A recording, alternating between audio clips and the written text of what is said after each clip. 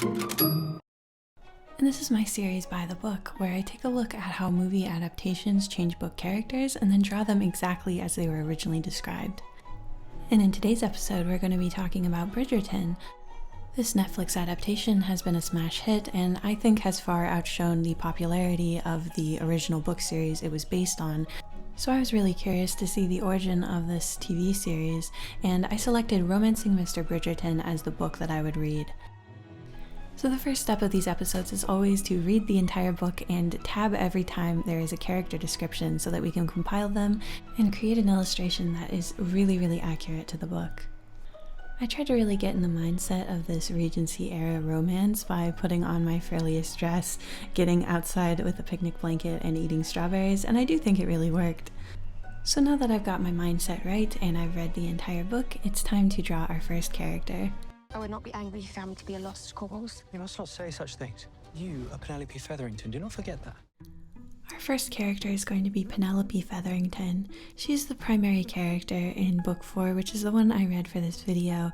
This correlates to season 3 of Bridgerton, which is the most up-to-date season. Now, Penelope is described in a lot of different ways. When she's describing herself, she's very critical. It's clear that she has quite a complex, particularly about her weight, but in general just feeling like she's an unattractive girl, especially when she was a teenager. At the start of the book, we're in a flashback where she is only in her teens, and she is described this way. She was still at least 2 stone heavier than she ought to be, and her face still had an awful tendency to develop spots whenever she was nervous, which meant that she always had spots. Now, once we get out of this flashback, she's actually much older, and this is one of the first big changes that happen with Penelope in the show. We discover her exact age on page 16, where she describes herself as an almost 28-year-old spinster. Importantly, after this time skip, she's described as having lost nearly 2 stone and now could call herself pleasantly rounded.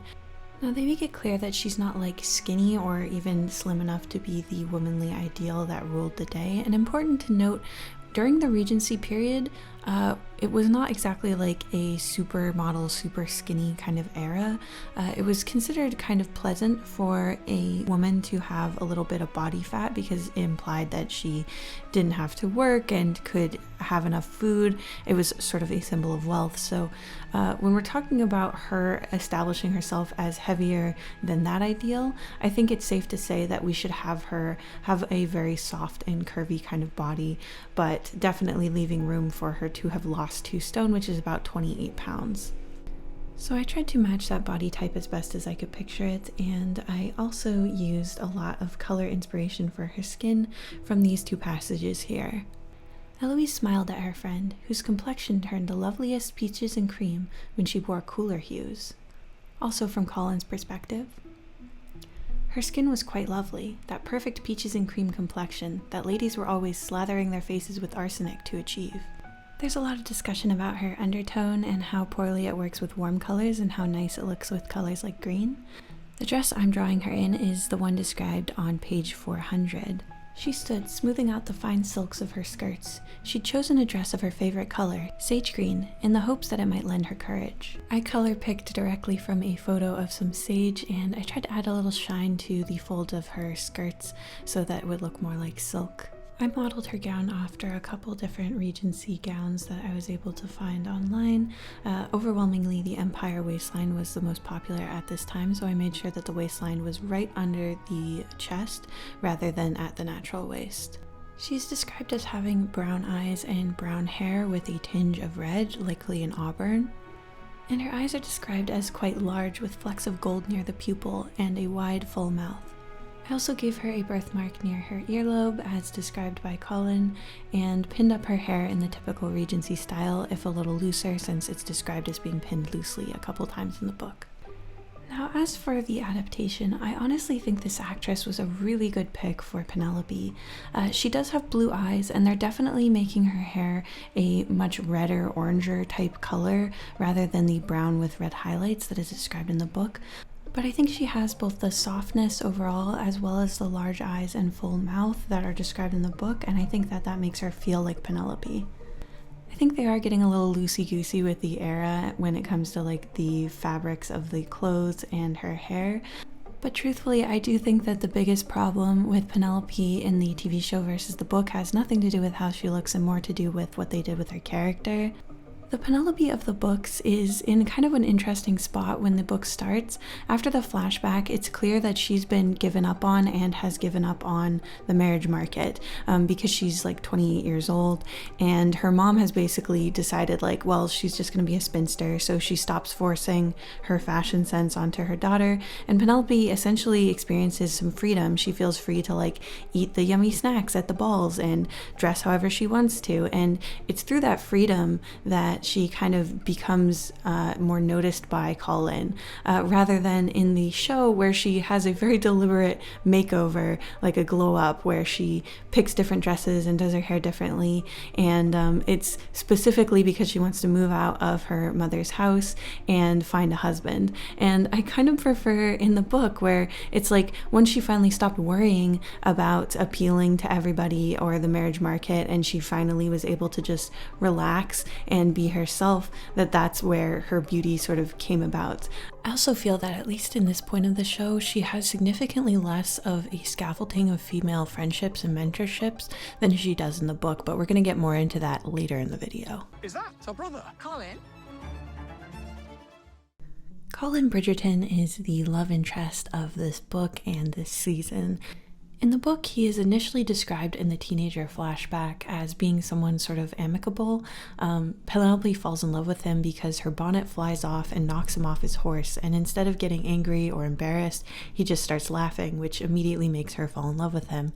It's even said that she's not really familiar with the laughter of men in this society, and usually it is at her expense. So being able to see this like light side of him really appeals her to him. He is cast as someone who kind of can't get comfortable in society, which is why he continues to travel. He goes back and forth, and he can't get settled down. It seems like he's running away from something. That's like his primary initial problem in the book, and we see from his perspective the way that he sees Penelope.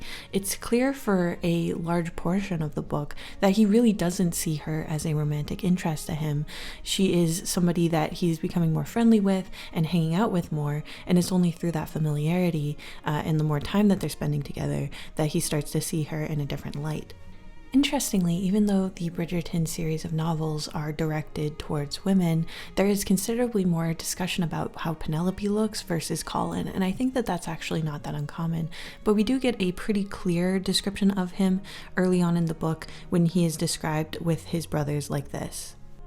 Of course, it didn't hurt that Colin possessed, as did all the Bridgerton men, fabulous good looks. There was that famous Bridgerton chestnut hair, the wide and smiling Bridgerton mouth, the broad shoulders, the 6-foot height, and in Colin's case, the most devastating green eyes ever to grace a human face.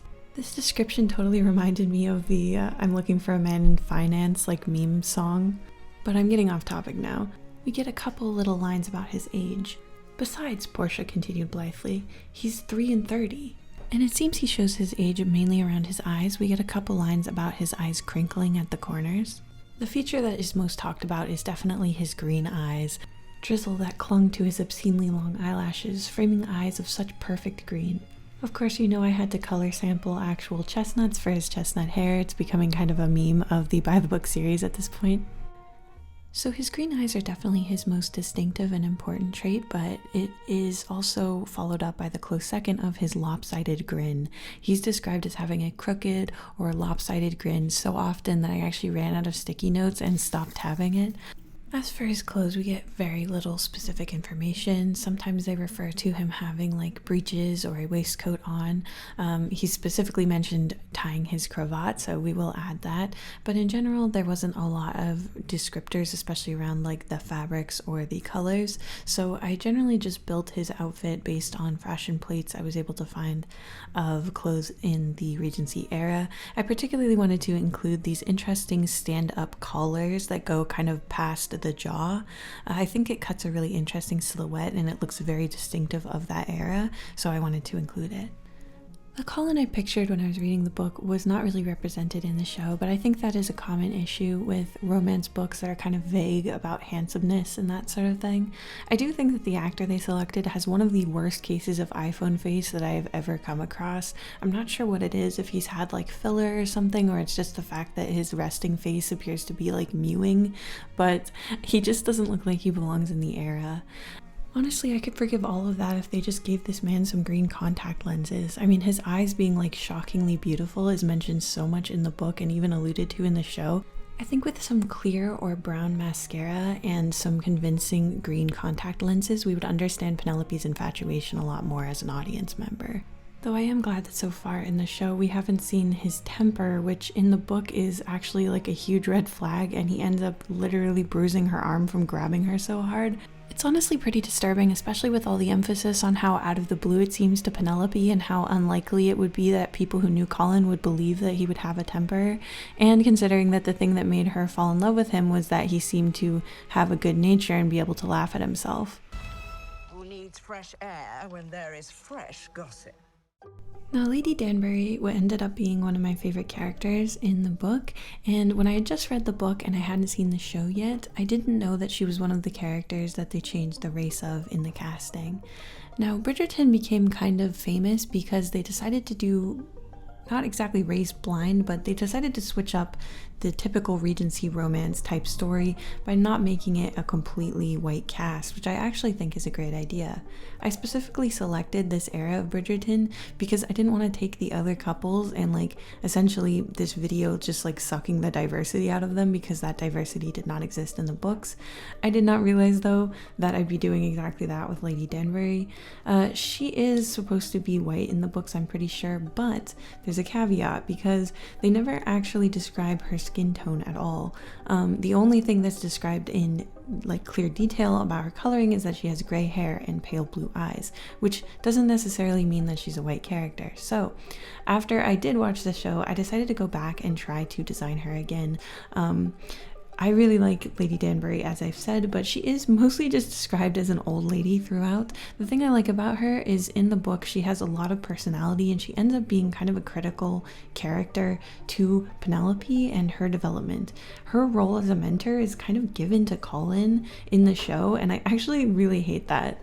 This is how she's first described in the book.